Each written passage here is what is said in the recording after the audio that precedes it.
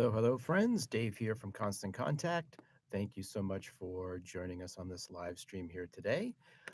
We have some questions here to answer based on our recent webinar that just happened earlier today, Harness the Power of Listings and Reviews. We had over 4,700 people registered for that event.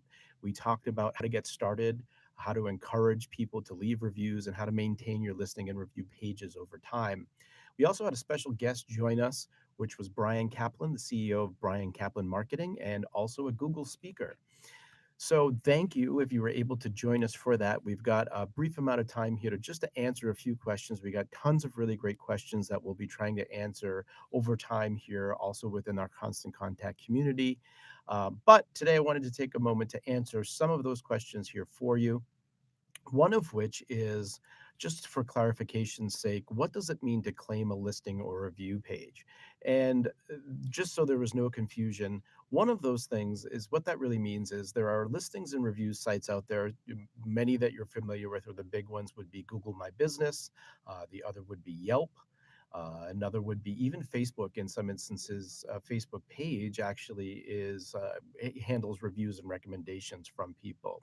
And what it means to claim a review or listing page is to say, hey, I'm the owner of that particular business. And so I want to be able to claim that listing and review page. That way I can monitor and respond to the reviews and the comments and the information that is coming through. So that's what that means when we say claim a listings or review page. Now, when you do claim those listing reviews, oftentimes it's as simple as clicking a button and then submitting some information to prove that you are actually the owner of that business. So let me get to our first question here. And this question comes from Darlene. And Darlene asks, how do we provide an incentive to our clients to give reviews? So typically, what we want to say here is actually do not provide incentives to give reviews. It's typically frowned upon, particularly with sites like Yelp. But what you do want to do is, in order to get those great reviews, is look for those opportune moments where somebody is having a great experience with your business. So, for example, if somebody has come into your business and maybe you've just finished a project with them, and at the end of the project, they're very happy with the project. You could say, we really appreciate if you could leave a review on such and such site, depending on where it is that you're focused on trying to collect those reviews, because it really helps us get more clients in the future. And typically, somebody is having a great experience with you and they're happy about that experience that they had.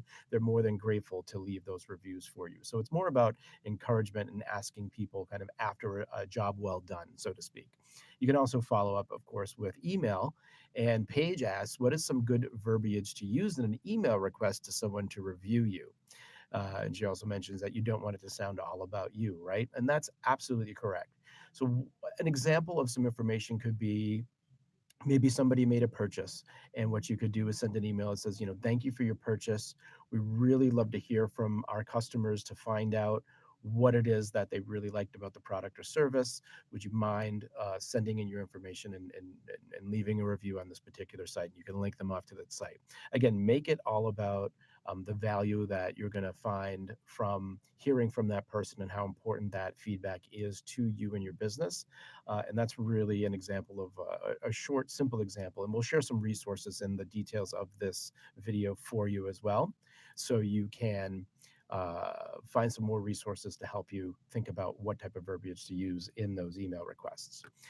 Stephanie asks, we are a primary care office with practices at several different locations. Do we need a Google My Business page for each location? So the answer here really depends on how many locations that you have. So I believe with Google My Business, if you have 10 locations or more, you can actually use what they call bulk management. You can create location groups under one listing. But if you have 9 or fewer, you actually do need to claim each of those locations individually. So one of the things is obviously, of course, that can become a bit of a management problem. And so what you want to think about doing is, rather than having somebody go claim all of those listings, think about using using an email address like listings at yourbusiness.com, and having one person kind of that same email address set up each of those locations. And then you can provide manager access to each of those individual places that would be managing those particular sites. But at least that way, the parent company has control over those listings. And here, lastly, is a question from Kathy, who Kathy says, "How would you recommend dealing with an irate customer review? For example, let's say I reply to a negative review trying to rectify the situation, but the customer publicly responds to my response just as irate and essentially escalates her complaint." So, great question, and something that, yes, absolutely can happen. And what we recommend that you do here is that you publicly, as you mentioned, you publicly try to rectify the situation. Then, if you can, try to take the situation offline, meaning having them direct message you or call up the customer or send an email or have them contact you as a way to try to situate that. But if they are responding and escalating the complaint, at a certain point, there's not much more you can do. And typically, when people are looking and reviewing those things that you do, what you want to do is at least make that effort, that you're showing that you're trying to rectify the situation. People can look at that and often kind of see when somebody's being unreasonable. And as long as you've responded professionally, tried to rectify the situation, and done the best that you can do, there's at a certain point where just some people um, can't be satisfied, then you can just leave that alone. And typically, most people, when they're reviewing and looking at that information, they can tell the difference, and they can tell when somebody's being a little bit crazy, for lack of a better term, with their response. So, if you were able to join us, we're going to, or if you weren't, one, thank you for spending some time with us today. Two, I'll include a link to the webinar so you can watch that in full with our special guest, again, Bryan Caplan. And you'll be able to get most of your questions answered there and find out the information that we shared on that listings and reviews webinar. Thank you so much for spending some time with us today. And hopefully the answers to those questions were helpful for you. Thanks so much. Bye bye.